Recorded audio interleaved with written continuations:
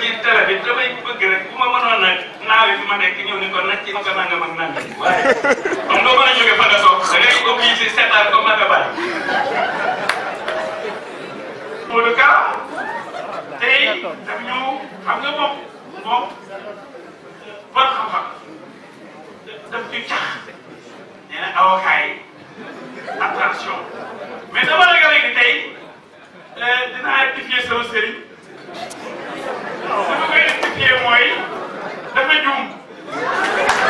dafa baax sëriñ bi di sundur boobu mooy pour juum amul yàgg koy waaye xam nga ne man yaay sama waay mais da nga juumee waaw mais da nga moom bu kuy juum waaw mais nag ci pare moo tax tere ko ma xamoo nga li may wax mais ma ñëw waaw kooku pare ko ma ala jub la fay leer dafa ne da ngeen àtte lu ngeen xam avocat du àtte jamais juge mooy àtte